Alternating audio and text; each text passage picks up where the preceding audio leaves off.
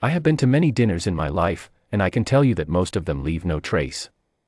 You eat, you drink, you talk about nothing very much, and by the time you're on the train home the evening has already begun to dissolve. That is the ordinary texture of a social occasion, and there is no shame in it. But there are nights, perhaps 2 or 3 in a lifetime, if you are lucky, that do not dissolve. Nights that calcify. Nights that become part of the structure of what you know to be true about the world.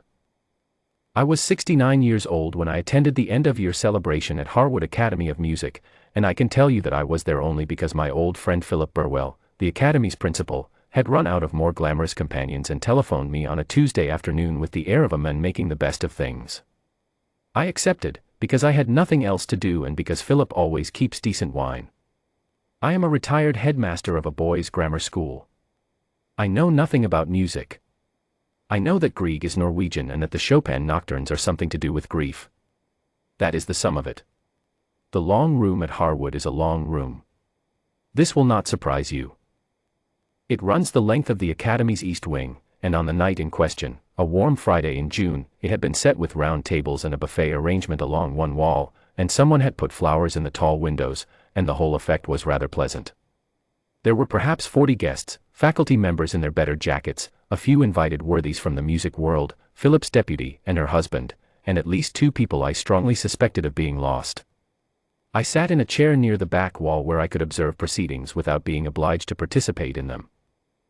Edna was the first person I noticed, which is strange to say now, because for the faculty she was apparently the last person anyone noticed at all. She was a woman in her late 60s, compact and deliberate in the way of someone who has spent decades in small kitchens and narrow corridors, moving around large things without disturbing them.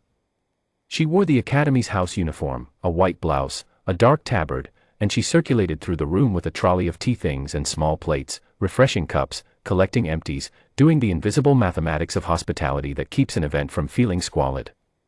I noticed her because she was good at it. Efficient without being mechanical. Watchful without staring. I would later learn that her name was Edna Marsh, and that she had been at Harwood for 19 years, and that in 19 years not one member of the faculty had once thought to ask her anything about herself. The grand piano stood against the north wall of the long room, a Bosendorfer, very old, its lacquer darkened to the color of strong tea. It had been positioned there, I assumed, for atmosphere, because no one had sat at it all evening. The faculty drifted and clustered and grew louder with each glass of wine, and the piano stood and used among them like an uncle at a party, bearing it with patience. Professor Gregor Vane held court near the French windows. I had been told by Philip, in whispered asides throughout the evening, that Vane was the Academy's visiting composer in residence, celebrated, I was given to understand, in the way that people in very specific fields are celebrated, which is to say comprehensively within that field and essentially nowhere else. He was a large man, florid, with the physical confidence of someone who has been the cleverest person in the room so many times that he has stopped checking. He had a glass of red wine that he deployed less for drinking than for emphasis, and he stood with 2 junior lecturers who were listening to him with expressions of effortful admiration. I watched him grow bored of his own monologue. I watched him turn and survey the room for something more interesting, and find nothing. And then I watched his eye fall on the piano. He looked at it for a moment. Then he looked around the room with the expression of a man registering a mild social failure. No one had played, the piano was decorative, what a waste. And then, and this is the part one have replayed many times since, his eye landed on Edna. She was near the piano. She had been straightening the cloth on the side table adjacent to it, rearranging a plate of shortbread, paying no attention to anyone. And Vane, who I think simply wanted to amuse himself, and who did not think much further than that, raised his voice across the room. Since nobody else seems inclined, he said, perhaps the help would like to give us a tune. Something simple. To fill the silence. He said it loudly enough to be heard by everyone. He meant it to be. There was a beat, a fraction of a second in which the room decided how to receive this, and then perhaps 8 or 9 people laughed. It was not a cruel laugh, exactly. It was the laugh of people who had been given social permission to find something funny without quite knowing whether they should, and who had taken it because it was easier than not taking it. I did not laugh. Edna looked up. She had the shortbread plate in one hand. She looked at Vane for a moment, not with anger, not with hurt, with something I cannot quite name except to call it assessment, and then she looked at the piano. She put the shortbread plate down. She walked to the Bosendorfer. I think a few people in the room assumed, at this point, that she was about to say something, or to move past the piano, or to rearrange something on top of it. Those assumptions lasted approximately 3 seconds, which is how long it took Edna to pull out the bench, sit down on it, reach beneath it with 2 fingers and give the height adjustment knob exactly half a turn to the left, and place her hands in her lap. The room had not gone quiet yet. People were still talking. There were still 2 conversations overlapping near the buffet. Then she put her hands on the keys. What followed was not what any of us expected. I say that carefully, because I am aware that it is the sort of thing people say, and that it often means very little. But I mean it in the specific, technical sense that what happened next was not in any way available to us from the information we had. We had a woman in a dark tabard and a white blouse who had been serving our tea. We had no other data. The opening chord of the Grieg concerto is not a gentle thing. It comes in like a door being blown off its hinges, the full weight of the bass, a cascade of left-hand thunder that drops through the instrument and into the floor and up through the legs of every chair in the room. I felt it in my chest before I understood what I was hearing. 2 conversations near the buffet stopped mid-sentence. The junior lecturer's near vein turned as if a bell had rung. She played without sheet music. She played from the first bar as if the notes were structural, as if they were load-bearing, as if to play them wrong would be to risk the collapse of something important. Her back was straight and her face was entirely calm and her hands moved with a certainty that was almost frightening to watch from the outside, because it was the certainty not of someone showing off but of someone simply telling the truth. The Grieg first movement has a lyrical second theme, a melody that comes after all the thunder and settles into something aching and precise, something that sounds like standing at the edge of a fjord at dusk with no particular plan to go home. When Edna reached it, she changed. The physicality eased. Her head tilted slightly to the left. The sound that came out of the Bosendorfer was not what I would have called possible from a piano I had been regarding all evening as decorative. I looked around the room. A woman I knew to be the head of the piano department, a compact, precise person who had spent the evening speaking only to other compact, precise people, was sitting with her wine glass suspended halfway between the table and her mouth, unmoving, her eyes on Edna's hands. She did not drink.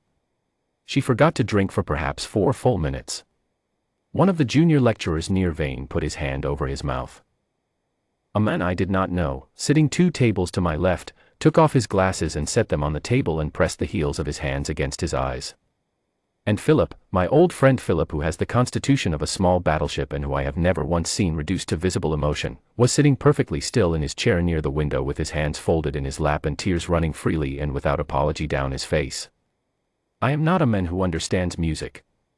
I want to be clear about that. I do not know what Edna was doing technically, or whether she was doing it correctly, or how it compared to what a professional might have done.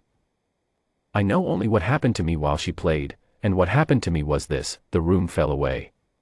My awareness of being in a social situation, of being Gerald Norwood, of being slightly bored and slightly relieved about the decent wine, went away entirely, as cleanly as a coat being taken off a hook. And there was only the sound. It lasted perhaps 16 minutes. The final section came in like a tide returning, all the energy of the opening gathered back and released at once, the cascade of notes climbing and climbing until the last run fell through the keyboard and Edna's right hand came to rest on a single high chord that she held for what seemed like a long time, until the sound had entirely left the room, until the last of it had gone out through the tall windows and into the June evening. Then there was silence. In 30 years of school assemblies I learned that silence has textures, and the texture of this silence was not the silence of an audience waiting politely to know if the performance was finished. It was the silence of people who had collectively decided, without conferring, to stay inside what they had just heard for as long as they were allowed. I was the one who clapped. I do not say this to credit myself.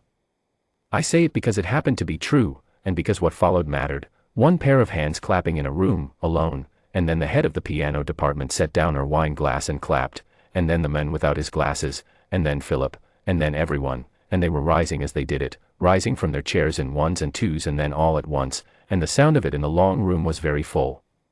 I watched Professor Gregor Vane during this. He stood last. He stood slowly, the way a man stands when he is doing something that is difficult for him, when the act of standing requires him to put down something he is more accustomed to carrying. And he stood for longer than anyone. Long after others had sat again, he stood. He did not speak. He did not look at anyone. His eyes were on the piano. Edna turned on the bench. She looked at the room with the expression of someone who is trying to understand what exactly is being asked of her.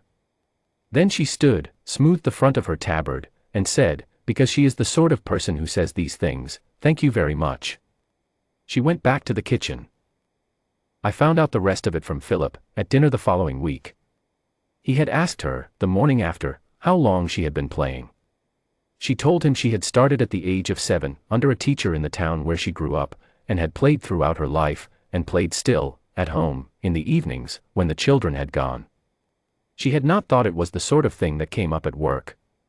Philip told me he had offered her the long room on Thursday evenings for practice. She had thanked him, thought about it for a moment, and said she might take him up on that. The Bosendorfer is unlocked on Thursday evenings now. I know this because Philip told me, and I know Philip told me with a particular quality in his voice, the voice of a man who has understood something recently that he wishes he had understood earlier. I am 69 years old and I have learned very few things in that time that I am certain enough to repeat. But I repeat this one: there are people in the rooms we move through every day who are carrying something extraordinary and have simply never been asked to set it down. And the first note, when it finally comes, is not a surprise. It is a reckoning.